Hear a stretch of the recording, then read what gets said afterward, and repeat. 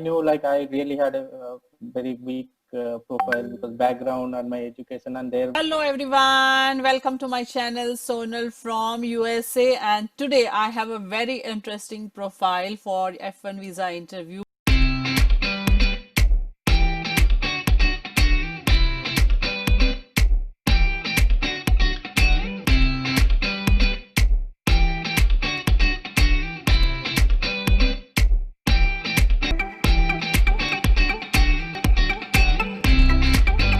Who just recently cracked just 2 days back on 30th of December for F1 visa. He has done his undergraduation in commerce, bachelor's in commerce, and then he worked for 3.5 years in the industry. And then he thought, I want to do my master's in IT in US, United States. And after his work ex, he had 2.5 years of gap. He did not give any GRE. He just gave, TOEFL equivalent IELTS, and he cracked the F1 visa interview.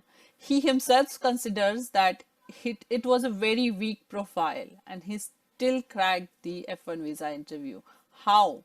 I was also quite intrigued, and I'm sure you are. Meet Sabuja Behra from Odisha, how he cracked his F1 interview. Come to my channel, Sonal from USA, and as I told you, I'm HR professional and I like to help people, whether it's immigration related, career related advice that people like to have. So thank you for joining my channel, and I saw your profile. It's quite unique. It's a myth that after graduation, it is very difficult to come to US for masters, and you have proved it wrong. We want to hear it from you. What is your background? What is your work ex?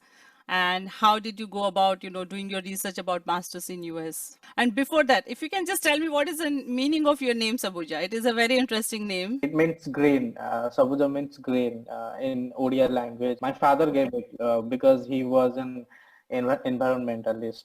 Okay, that's very interesting and very nice name and very apt for your profile, I think.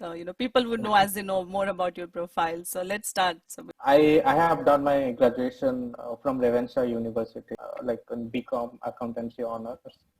With first division and distinction. And after that, I took a year for preparation for CAT, MAT, in India. And I prepared, but I did not get good marks in CAT.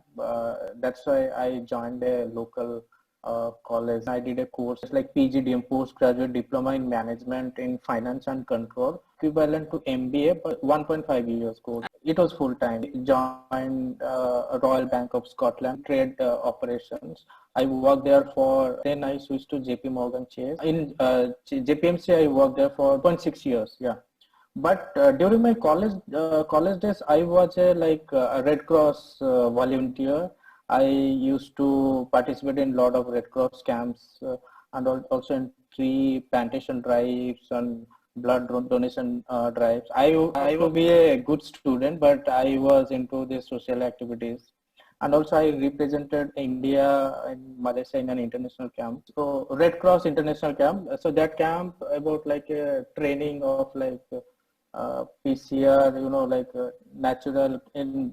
natural calamity, disaster preparedness, all these things, Red Cross activities, general activities. Okay. I think around 17 Asian nations participated in that camp, like in Pakistan, Bangladesh, Malaysia, India, Korea, South Korea. So 17 Asian nations were there and 3,500 volunteers. Wow. So and how many people were there from India? India, 5 people. 5. Okay. So what was their basis of selection, looking at your volunteering activity and number of hours?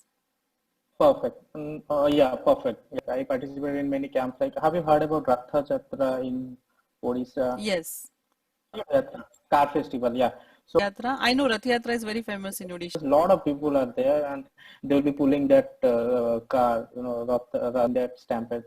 Okay. Many lose their life. Yeah. So that's a lot of activities through for non-profit and all this thing that they selected me for international camp. So I joined JP Morgan. So in the year, I quit my job in the year 2018 because I didn't like job that used to be just back-end office work.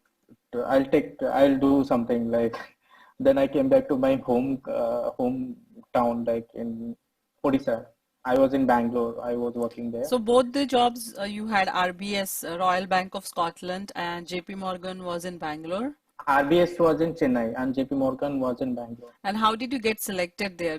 Through campus, or you applied outside and then you got selected? I applied outside. What kind of profile you had in RBS and then in JP Morgan? In RBS, I was in trade operator, basically process associate, the position.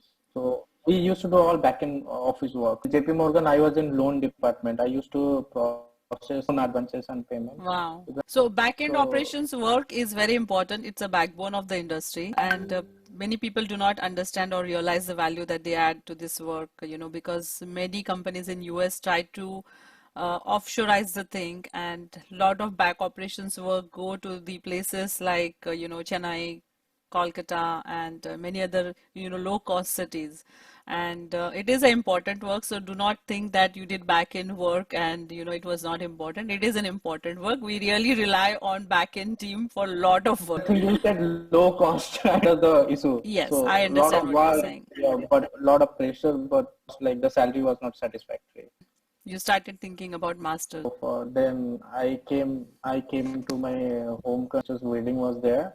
I got busy in that. Then I started searching for colleges. So first I was trying for Europe, but I saw like I really had a very less percentage. I was having 63% in my graduation and also in my PGDM also 63%. Then Europe, Germany and all they really need high percentage like around 80s or something. Then you can get a college there. Then I spoke to one of my friends. She said like USA is best place. Like if you have above 60, then you can get good average colleges. She referred me about CMU, Central Michigan University, and she said that's a good public university. I went through the website. I saw the requirements like you should have IELTS. Then I gave my IELTS. Then there was no requirement for GRE and all. Really? So that's why. Wow. Yeah. GRE was not Master of Science in Information System. Masters in Science in Information System, and you have completely different background in accounting. Yeah, and finance. So why did you think about doing Masters in Information Systems? Because technology, because technology is the future, and there is a growing demand for technology. Tech guys, they have a higher importance and career opportunities and responsibilities. That's Correct. why, so because I was having a background in accounting, so I could not go to software development or computer science. That's why I looked for a course which fits my experience and I can get it on. That's why I chose information system and I applied. I didn't give GRE because GRE was not required, and even I did not know like for visa interview, like you need to have 4 to 5 applications for colleges and admit. I didn't know that actually, so I applied. Then I went through all this visa interview. I got that. I got that offer letter in just a week. In a week I got the offer letter. On November 27 I applied. On December 5th I got that email like offer letter. Then I applied for visa. I got I-20. Then I started applying for visa in the month of May, but due to Corona, then it's gone. Then that's why I deferred it to spring 2021. Then I got the visa interview schedule.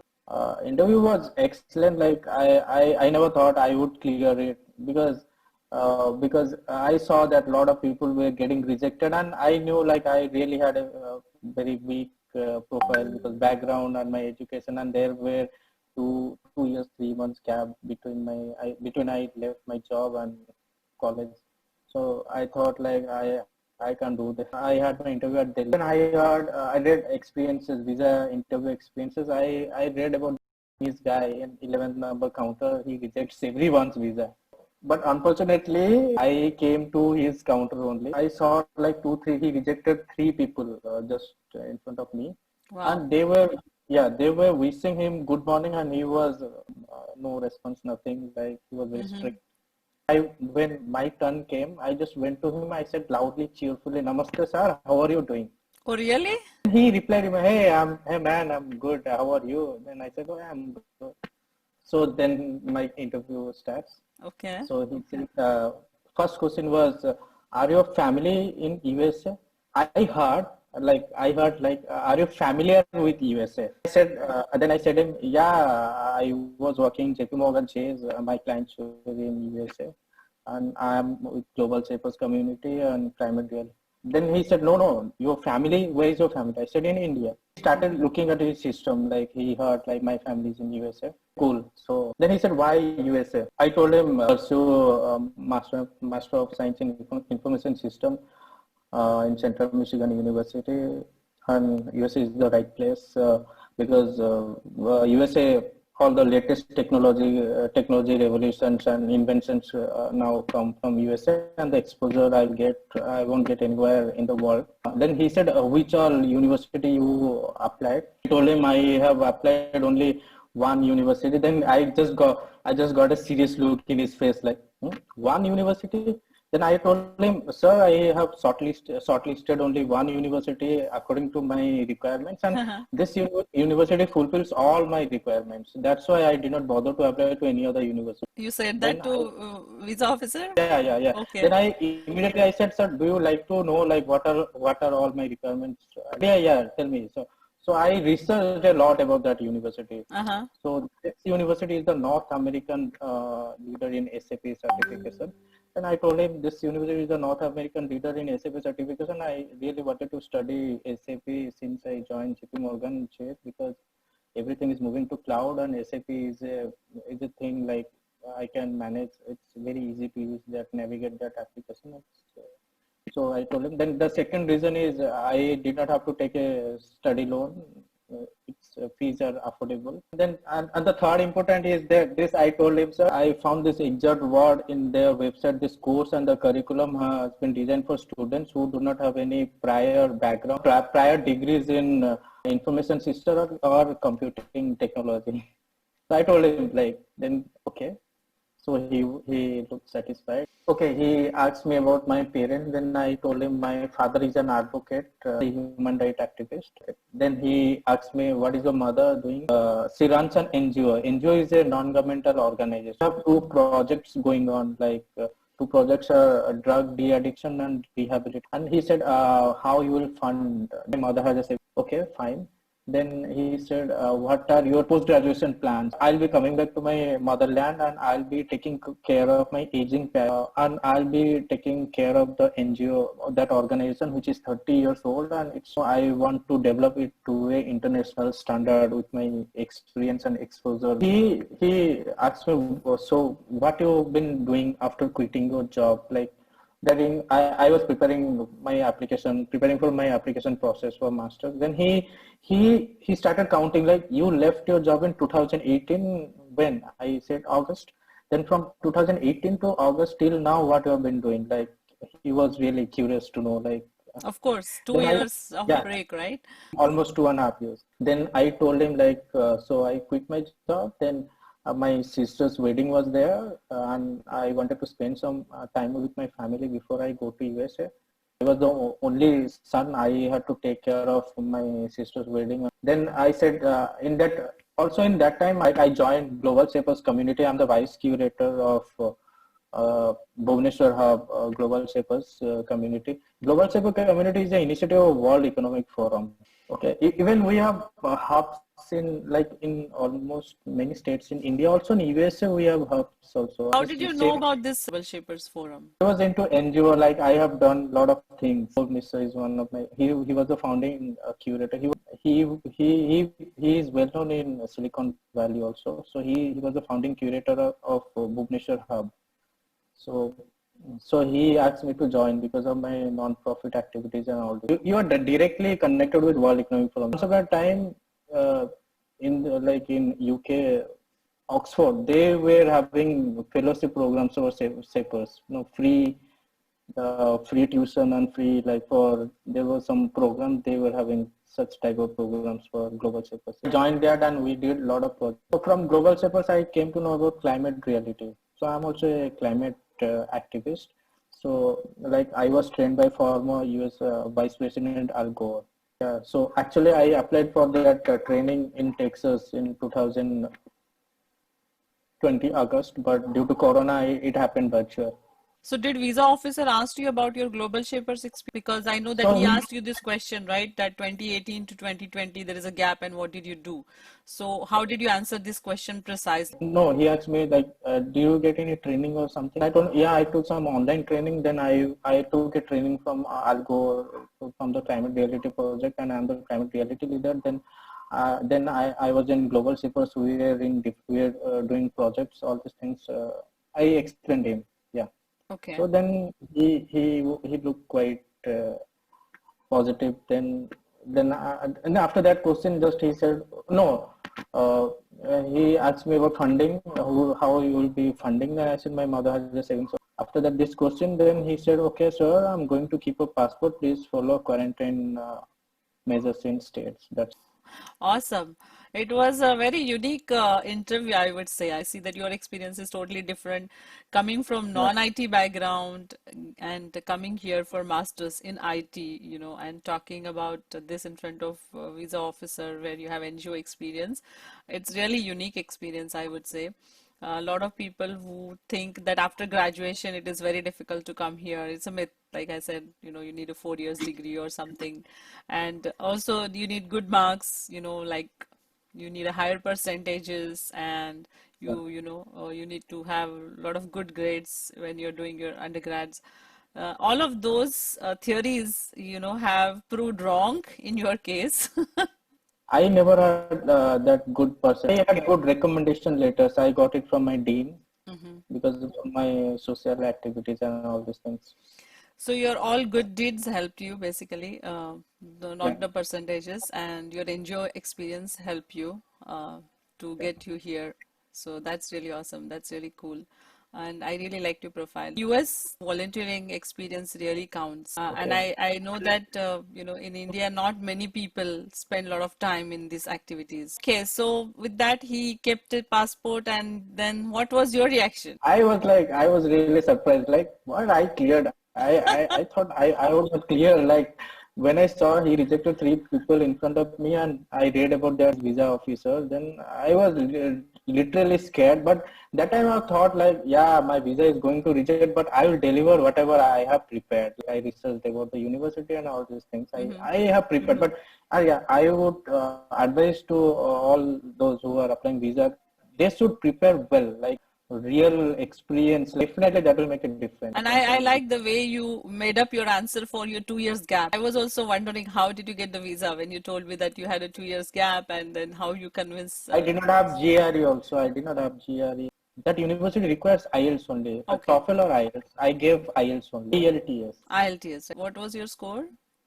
6.5. Tell something more about your course curriculum now. What is the fee structure? Why you chose this course? This I-20 amount is 25,000 per year, including living and tuition. And I chose this university. This is a public university and it's a good university. And it did not require GRE. So I chose this university, and even I didn't apply to any other university. I didn't know like you have to apply 2, 3 universities. Convince a visa officer. I don't think that is the reason. Like, this university is the North American leader in SAP certification. So that is one of the unique thing about this university, and I found it in a website. I just used that thing to convince visa officer, and I did not intend to study SAP. Like, Okay. so I have SAP's cyber security, then introduction to information system, then business analytics. The core courses, Okay. there are 12 courses. Okay. Yeah, you can Master's complete degree. 1.5 to 2 years. Master of Science in Information System. Yes, many universities they don't require GRE. They Okay. just require TOEFL or IELTS. Okay. Okay. Okay. And this is like 1.5 to 2. And most of the university you are saying they do not require GRE TOEFL. And also open for 3 years degree and then anybody can apply for masters, or it is 3 years degree plus work experience and then you can apply for masters. So these things were not stated in their website, whether you should have WorkX or Mm-hmm. anything. Only thing they said, like, you should have grade point of 3. So that was the only requirement. Three must be the grade point, and IELTS must be 6.5. That was the only requirement. Recommendation letters and all these things, normal things. No. Yeah, I have written my statement of purpose of my own. I never spoken to any counselor. That's really cool. I mean, you have done everything by I did yourself. everything by myself. You know, you're from Cuttack, so how many people in your circle you have seen that, coming to US for masters, and what inspired you to come here? Anyone personal? I don't know anyone personally, but one of my friends, she married to a guy who went to US for masters. So she provided me this information. She helped me for the college selection. Those Okay. scholarships were available for veterans only. Right, so it is quite an interesting journey, as I have seen, at least for me, first time I'm seeing somebody, doing bachelor's in commerce with 3.5 years of work ex, and then 2.5 years, approximate Yeah, gap where you were working with global shapers and you still cracked the F1 visa interview. So kudos to you. It's really a good thank you. job. Not just that, coming from Cuttack, where you do not have a larger circle where people are coming here for masters, just with one person's guidance and all through your research, no counselor, no help, you did everything by your own. And as you admitted that you were average student, I think that is commendable, that you know where you come from, you're so down to earth, and your honest replies and your NGO work really helped you to get your F1 visa. So kudos to you. Thank you. And of course, kudos to your parents who are also activists and working in NGO, because of whom you are getting inspiration to work in NGOs. And US is a world of opportunities, like people said, but also, for the people who are interested in volunteering work like you, there are so many opportunities, and every corporate now is looking for, somebody who can lead those initiatives. So you already have set yourself, a stage working in Global Shapers, and trust me, that would also help you after your master's here to get the job in good corporate because of this background. And every work counts. That's what people say, all karmas counts, and your these NGO Yes. karmas are also going to count towards that. So wish you good luck. Any advice for the students who are coming here, or people who are, just feel like you, that I'm average student? Any advice for them especially? I'll advise all the aspirants, they will be honest and they will be confident and they will prepare with like unique answers. So in So your that's all. case, not just your NGO experience. I mean, I see that you're so honest, in your answers. It reflects, your honesty, and visa officers. A lot of things you make out from body language, flex in your body language. So I see that honesty, sincerity in you, that visa officer would get impressed. And you have so much NGO experience. You're doing it so passionately. In doing, when you were doing your undergraduation, then even when you took the gap, you were part of that, World Shapers Paper. organization, through the Economic Forum. That is something which counted towards experience, and definitely your honest answers. Tell them like they should research well, should be unique in their answers. Not just your answers, your profile is very unique and quite inspiring for others. You have a passion, and if you're honest, in your work, you get it. So you have proved that, and that's an inspiration for me as well, and for the viewers who are watching. So thank you for coming on my channel, and I really wish you good luck.